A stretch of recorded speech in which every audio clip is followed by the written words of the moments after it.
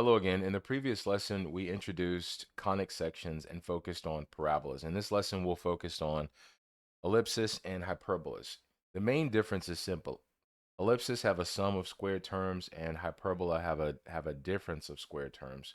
So let's look at the quick rules for this lesson. So again, ellipsis is the sum of square terms that equals 1. Hyperbola standard forms through a difference of square terms that equal 1. For ellipsis, the larger denominator gives the major axis direction. And for hyperbolas, the positive square term gives the opening direction. So for this lesson, the main question is, are the square terms added or subtracted? And if they're added, we'll use ellipsis. If they're subtracted, we'll use the hyperbola. So example number 1, notice first of all, we have an equation and it's added equals 1. We want to identify the center, major axis direction, vertices, co-vertices, domain, and the range. All right, so the equation we have is what is x squared divided by 25 plus y squared divided by 9. All right, notice there's no change in this x. There's no change in this y. So we know that the conic of this is an ellipsis. Okay, just based on that alone, the fact that it's addition and the fact that its sum equals 1. But there's no shift in the x or the y. So what does that mean? It means that the center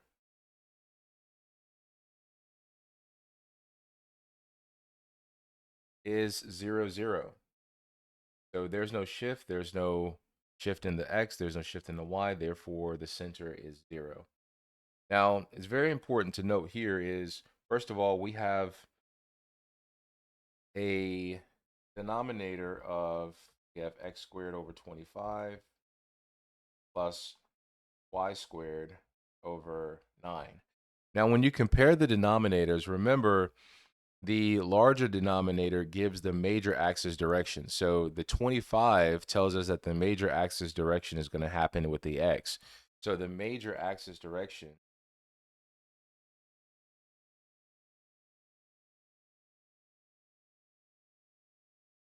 is going to be horizontal. Okay, that is the major axis based on the 25. So essentially what we can say is 25 is greater than 9. Therefore, it would have a horizontal axis of a major axis of horizontal proportions. Okay, so the larger denominator is 25. So we've established that, and we also established that the major axis has is horizontal. Now we need to find the values of a and b. Okay, so how do we do that? We do that by saying, well, a squared is equal to 25, right? And we also say that b squared is equal to 9, right? So we take the square root of both sides, we end up with 5. Take the square root of sides, we end up with 3. Now, since the major axis is horizontal, the vertices are going to move left and right from the center. So since the major axis is horizontal, the vertices are going to move to the left and to the right from the center. We know that the center is 00, so the vertices would be left and right from the center by 5 units. Okay, so the vertices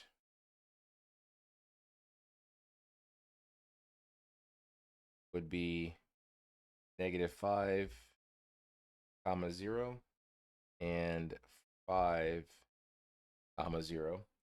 And the co-vertices move up, right? The co-vertices move up from the center by 3 units.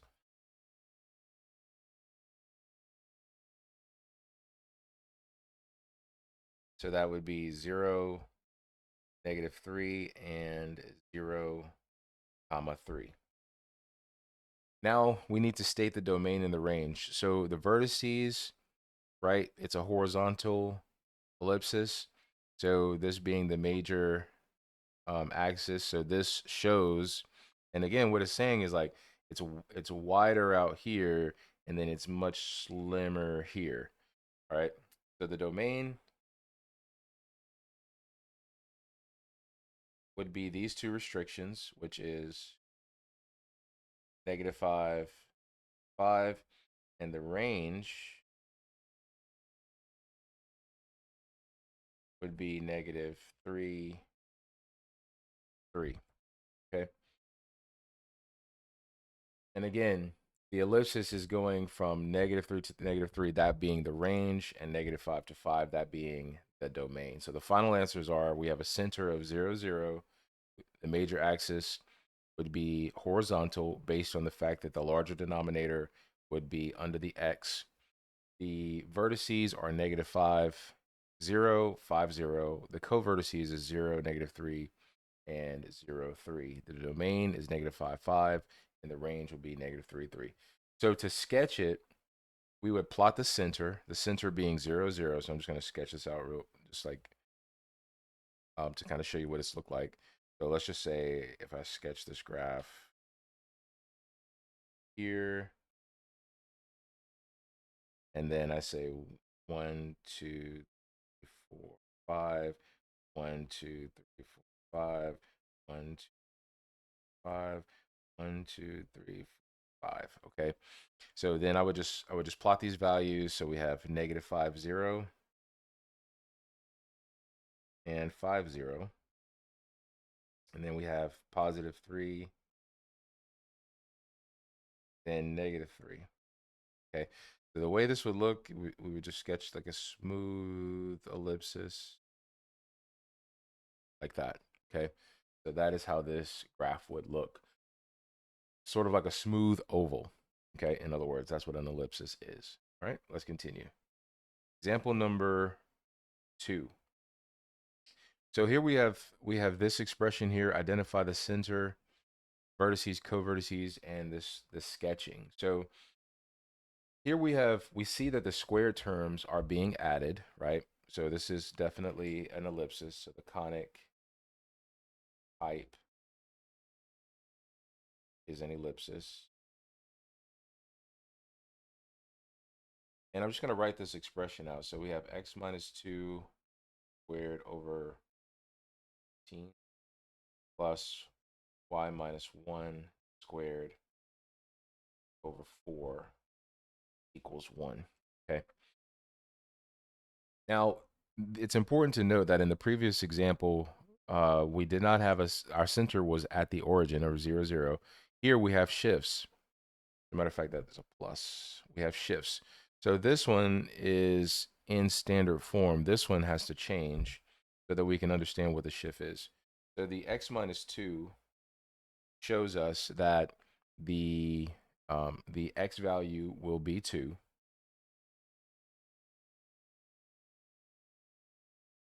right? And then this y here, or y plus 1, needs to change to y minus -1.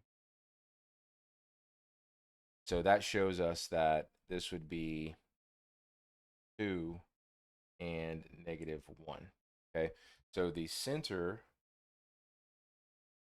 after finding that, is 2, -1. Okay. So we know the centerpiece. We have that. Now we need to compare the denominators. So the denominators are 16 and 4. So we say 16 is greater than 4, obviously. So the larger denominator is under the x. So the major axis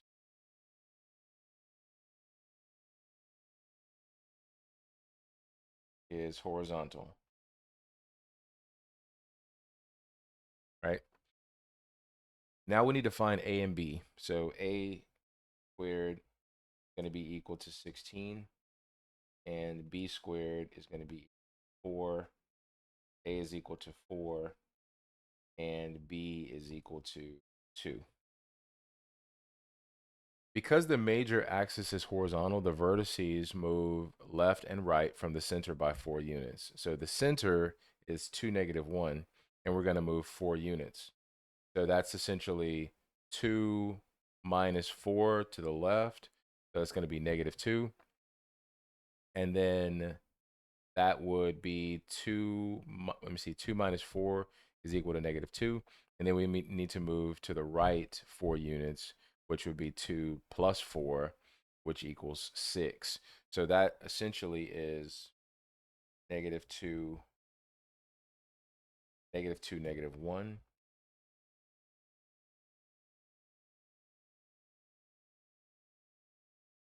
and 6,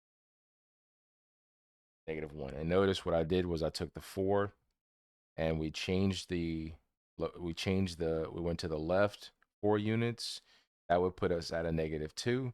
And then we went to the right of 2 4 units, and that would put us at a +6. Okay, so this is the vertices. Okay, that's the shift in x. Now we need the covertices. Okay, which is going to be the shift in y, which is the 2, right? So we're going to have the change in y. So we're going to the left, or excuse me, we're going up and down 2 units. So that would be -1 minus 2, which is -3, and then -1 plus 2, which is 1. So those new values would be 2, -3,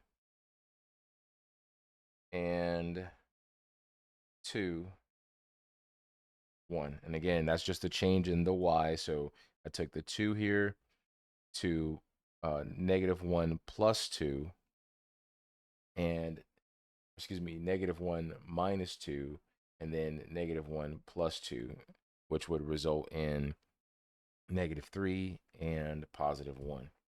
Okay, so those are the covertices. Now we would describe the basically the sketching box. So the box has left and right edges through the vertices, and top and bottom edges through the covertices. So the sketching box would be, left would be left x is equal to -2. Right x is equal to 6. And we have the bottom y is equal to -3. And the top y is equal to 1. Okay. And so those values do not come out of a vacuum. So the left x is -2, and the right x would be +6. The bottom y would be -3, and the top y would be 1. Okay. So basically, to sketch this, we would draw the rectangle using those boundaries, and then draw the ellipsis touching the middle of each side of the box. Okay. So again, the final answer is 2, -1 with the vertices of -2, -1, 6, -1. Co-vertices is 2, -3, 2, 1. And the sketching box would be x is equal to -2, x is equal to, the left x is equal to -2, right x is equal to 6, bottom y is equal to -3, bottom y is equal to 1. Top y is equal to 1. Right? All right, pause and try the problem in the bottom. All right, so for this expression here equaling 1, state the center and the major axis direction.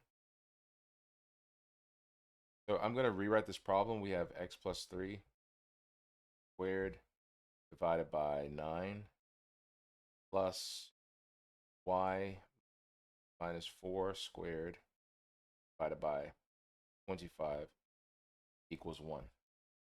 Okay, so for this problem, what we need to do is understand that, first of all, this is an ellipsis, right?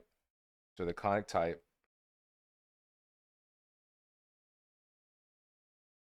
and ellipses based on the fact that we are adding here. And so what we need to understand that first of all, and then we need to also find the center because there's a shift that takes place in both of these, right? Now, this is x plus 3. So what we would have to do is basically rewrite it, right? We say x plus 3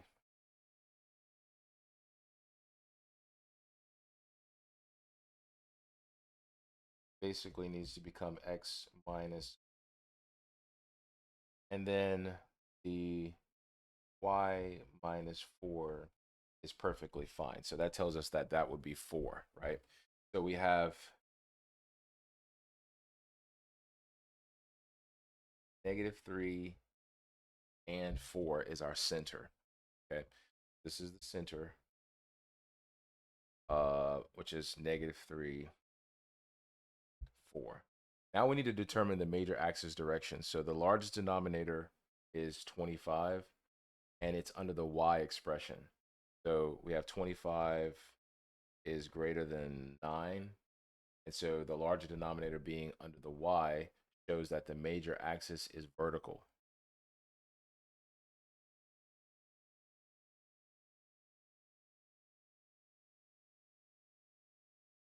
Okay, because of this right here.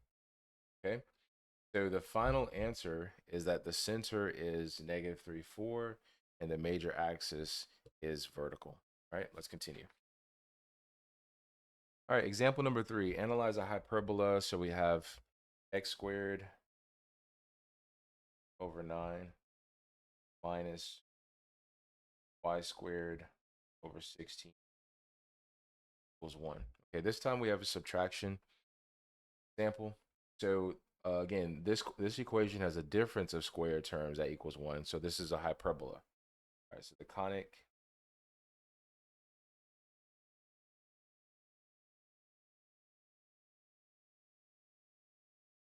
right? Now, there are no shifts, as you can see. There's no shifts here. So the center is 0, 0. Now we need to determine the opening direction for hyperbolas. The positive square term controls the opening direction. Here, x squared is positive. So that means that the parabola opens left and right, right? So the positive term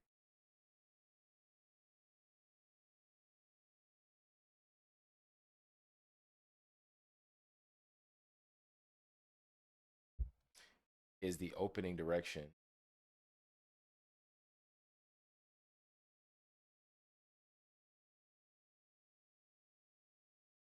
Left and right.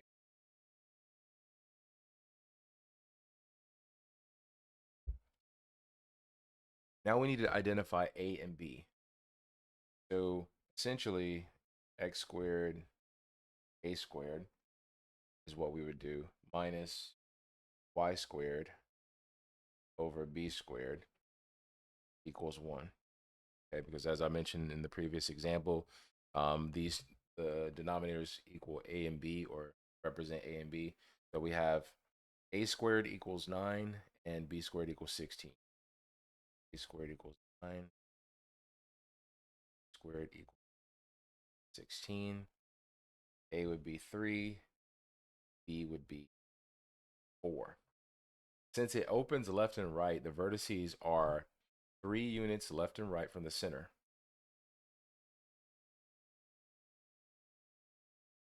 Okay, so from the center, that would be -3, 0, and 3, 0. And the co-vertices would be 4 units, which would be, as a matter of fact, for a horizontal parabola centered at the origin, we actually need to do something a little different. Okay, so what we would do here is, let me take a step back real quick. We would do y equals plus or minus b over a times x. Okay, so and again, for a horizontal parabola at the origin, right?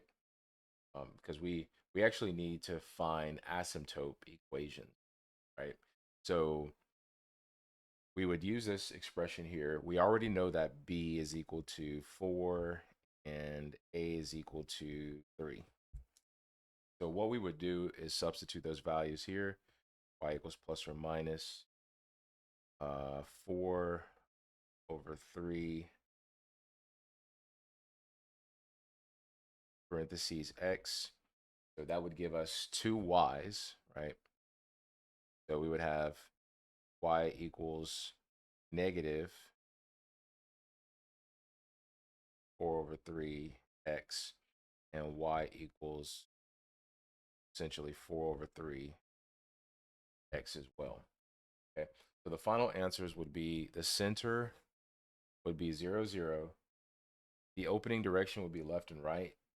The vertices would be negative 3, 0, and 3, 0. And because this problem doesn't come with co-vertices, I had to rewrite that again. So it only wants us to find the vertices and the asymptote equations, not the co-vertices. So um, the asymptote equation would be y is equal to plus or minus a ratio of b over a times x. Right? Now we did was substitute those in. Now to sketch it, we would draw the center and draw the asymptotes, plot the vertices, then draw the two branches opening left and right while they approach the asymptotes. Okay? All right, let's continue. Example number 4, explain how to decide whether an equation represents an ellipsis or a hyperbola and identify the conic, right? So we have x minus 1 squared divided by 4 minus y plus 2 squared divided by 9 equals, okay?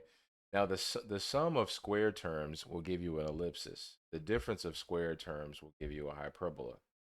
So when we look at this equation here, the x squared expression and y squared expressions are being subtracted. So this is a hyperbola.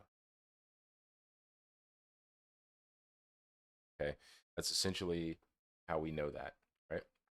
Now we need to gather the center. Okay, so this is x minus h, so that means, or x minus 1, so that's essentially, so h will be equal to 1. Then we have y plus 2, which should be in the form of y minus k. So when we change this, k is going to give us a negative 2.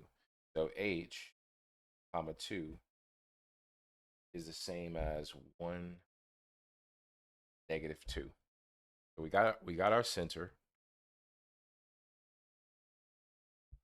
Okay. Um, Now we need to determine the opening direction.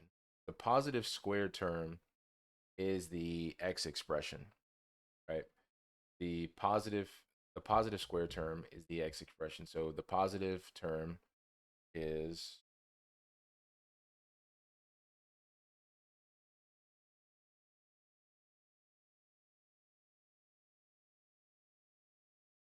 x minus 1 squared divided by 4. That is our positive, right? Because this part is a negative. Now, since the x term is positive, the hyperbola opens left and right. Okay, the hyperbola opens to the left and to the right. All right, so the opening directions are from the left and right. I'm gonna put left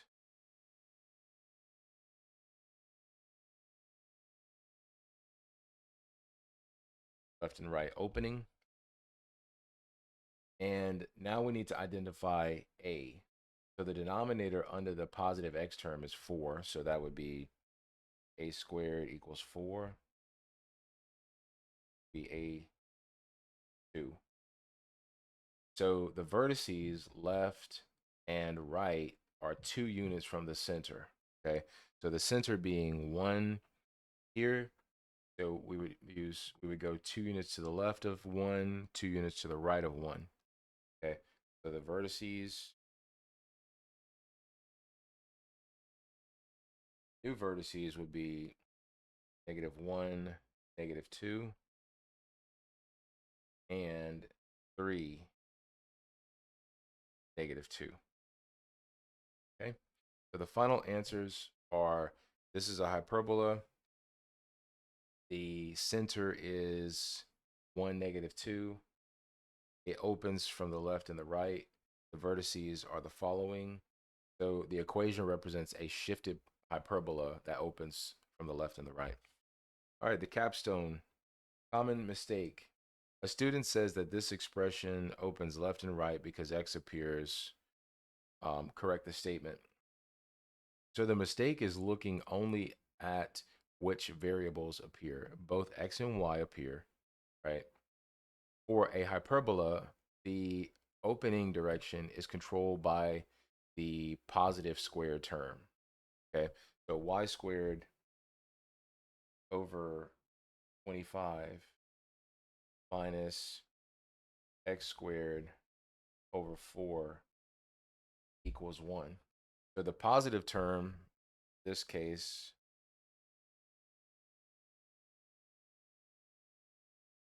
is y squared over 25. That's the positive term. So that means it opens up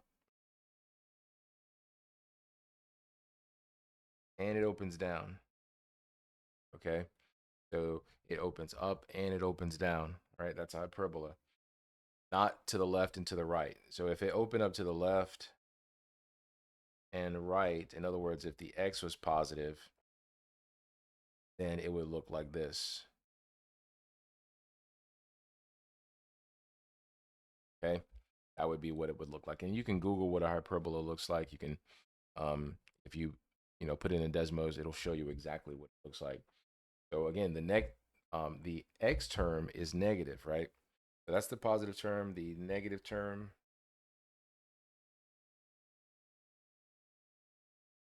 in this equation is x squared over 4. So the x squared term is negative, so it does not control the opening, right? So again, whichever one is positive, that controls the opening, right? So the correct statement is y squared divided by 25 minus minus x squared over 4 equals 1, opens up and down.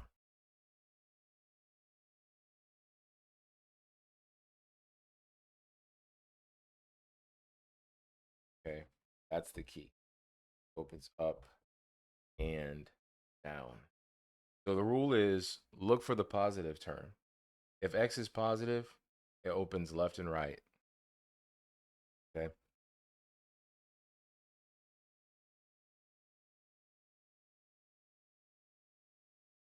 X is positive, it opens left and right. If y is positive,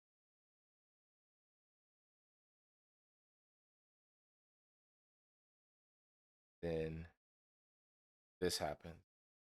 Okay. Let's review the main ideas. So again, we said that the ellipsis, it focuses on the sum of the square terms equaling 1. The hyperbola focuses on the difference. The difference, you get a hyperbola. The sum, you get an ellipsis. That's the difference. For an ellipsis, the larger denominator gives you the major axis direction. For hyperbolas, the positive square term gives the opening direction. And that is key, right? Again, thank you for watching. Oh, as a matter of fact, I need to say this too before I let you go. So, HK, remember that's the center. Let's see, the larger denominator under X. So it's a horizontal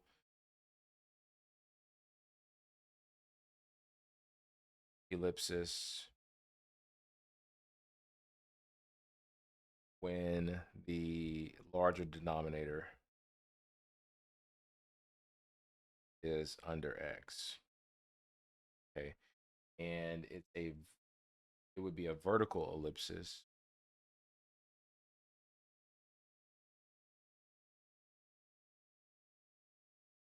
if the larger denominator is under the Y. Okay. So make sure you commit that to memory, right? And also a positive x squared term opens left and right. Positive y squared term opens up and down. Don't confuse the ellipsis rule with the hyperbole rule, because for ellipsis is you have to compare the larger denominator. For the hyperbola, you want to look for the positive squared term. All right. And this has been video 15, part 2, ellipsis and hyperbolas. Again, thank you for watching, and I'll see you in the next one.